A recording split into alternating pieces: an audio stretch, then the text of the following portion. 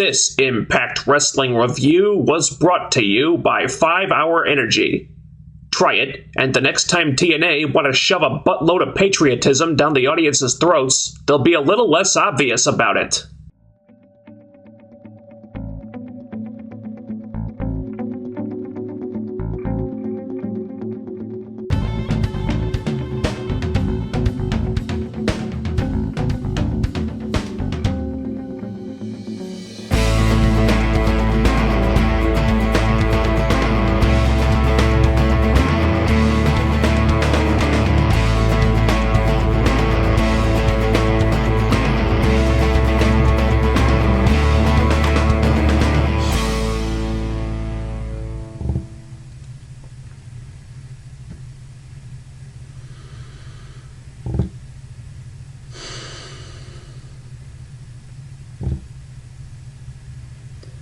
I'm gonna get so much heat for this. I can feel it already. But since this is the season premiere of the Impact Review, I guess I should start with a bang. The Chris Melendez thing. TNA roll out the red carpet for this guy.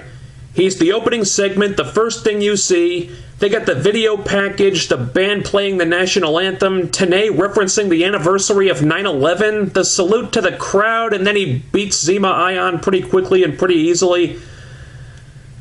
Oh boy. Like I said, I don't begrudge Chris Melendez anything. But the way TNA are handling this may have unintended consequences that I don't think they fully appreciate. TNA are really going the extra mile to give Melendez the star treatment. But the thing is, being a hero in the military as a soldier does not automatically make a pro wrestling star. You can hype him up as the greatest thing ever, but then he has to actually back it up and perform like he is. And if he can't do that, you completely expose what you're doing here. Once that bell rings, he's gonna rise and fall based on his talent.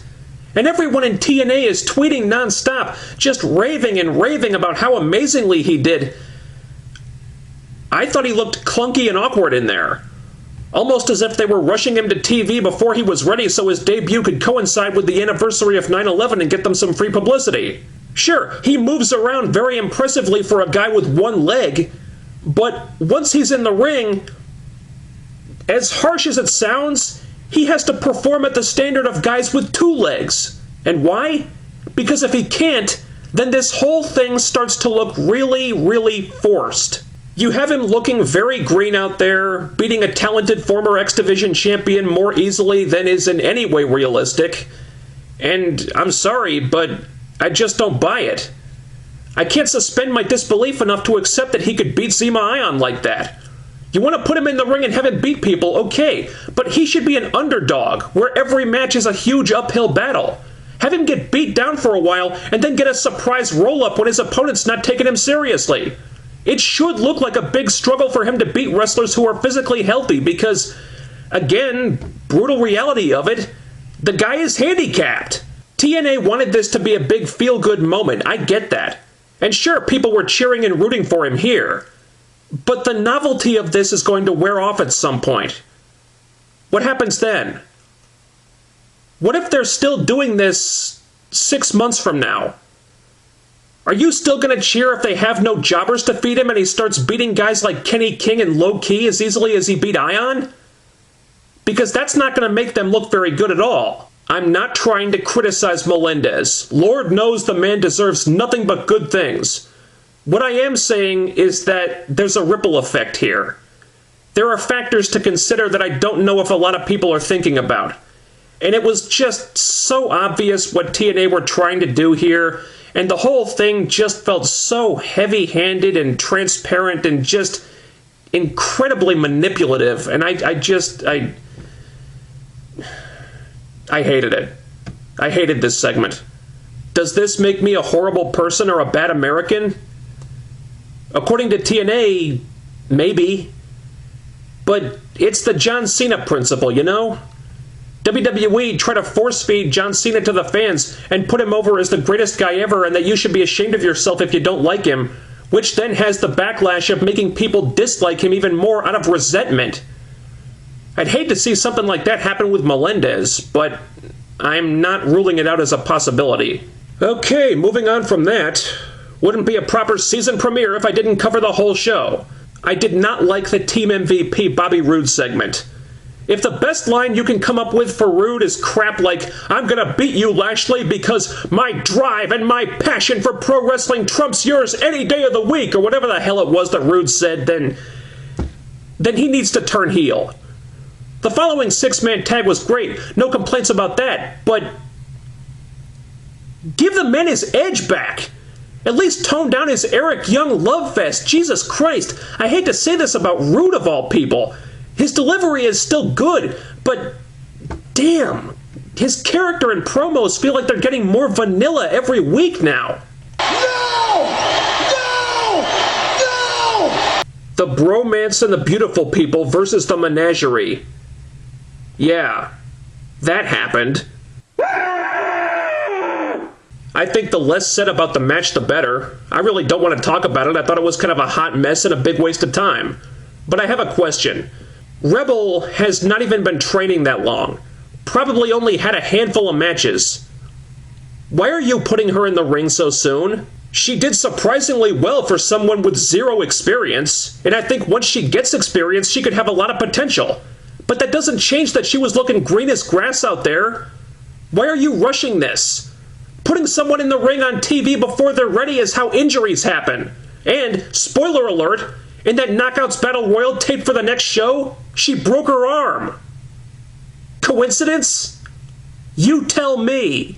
I will not participate in this charade this evening. So Kurt Angle confronts EC3, he brings out Rhino again, and hey, look at that, we got another street fight. The match is fine, but I hear the words street fight at this point, and it's in one ear and out the other. They're just beating this to death. Even the New York fans have got to be getting tired of it. EC3 wins cleanly again, as he should. Okay, is there a reason to drag this feud out any longer now? I don't think so. I'm not sure what it's accomplishing. EC3 is developing a nice mean streak, which I like, but did you need Rhino for that? It's starting to feel like they're just spinning their wheels here, waiting for something. What? I don't know, but whatever it is, I hope they find it soon. You know, despite the fact that the presentation of this knockout segment was pretty half-assed overall, I actually like this a lot. They've got all the women in the ring, and JB reveals which one of them will have the honor of sticking her chest out on the cover of the Knockouts calendar, and of course Velvet wins, which shouldn't come as a shock to anyone. But they don't have a banner to roll out, or a poster to show the audience, or anything? Just a little graphic in the corner of the screen and that's it? TNA, I know you're in cost-cutting mode, but come on, man, that was so cheap. Oh, you were not aware of this? So Angelina gets a little jealous and they tease the beautiful people break up again. Thank God, I hope it happens soon. But then, Havoc strolls down the ramp, she takes out Gale, all the knockouts are crapping themselves, she makes off with the title belt, and things suddenly get a lot more interesting. I love how all this was staged. You have the knockouts doing a segment that's right out of the Divas playbook, totally something the Divas would do and have done many times, and then they send Havoc out there, and she just shuts the whole thing down. That was great. And the brawl later on was great too, with Havoc just beating the shit out of the security guards and stuff. I love how they're booking her so far. This is a big breath of fresh air for the knockouts, and one that was desperately needed. Let's get away from the boring beautiful people crap and go more in this direction. And that's what I have to say about that. On this, the season premiere of the iMPACT Review. And that's the fishing line, 'cause Shark Boy said so. They do Aries and Tajiri versus Storm and Sonata, while Manic is presumably still tied up in Storm's woodshed. Doesn't that qualify as kidnapping? I don't know. Wouldn't be the first time that happened on iMPACT and nobody called the cops. Anyway, I love the Manic vignette. It was super creepy. I think this whole angle is coming off far better than it probably has any right to, and that's really due to James Storm. I'm so glad they're finally giving that dude something to sink his teeth into. Holy shit, it's about time. The match was fun. I like the storyline. I'm eager to see where they go with it next. Good stuff. I don't think you need me to talk up the main event that much. 3D Hardy's Wolves in a tables match. What is there that needs to be said? I'm tired of the gimmicks, but this was another outstanding match from these three teams. And if you missed it, you should go find it somewhere and watch it. This series is great. I like how they've got the Wolves with their backs against the wall now and they need to win the next two matches or they lose the tag titles.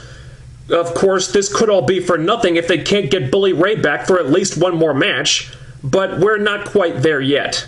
Right now, this series is kicking ass in a manner very fitting of the season premiere of the iMPACT review. You know, most of the wrestling was excellent this week, but creatively I'm not seeing as much progress being made as I'd like to. Shouldn't we know more about Bound for Glory at this point? The impression I'm getting right now is that BFG may just end up as a bunch of interpromotional matches with Wrestle 1 talent that don't have much storyline significance. I don't know how I feel about that, but someone needs to throw some gas on the fire here because as good as the wrestling has been lately, the show feels like it's lacking something right now. This has been the season premiere of the iMPACT review. Over. Out.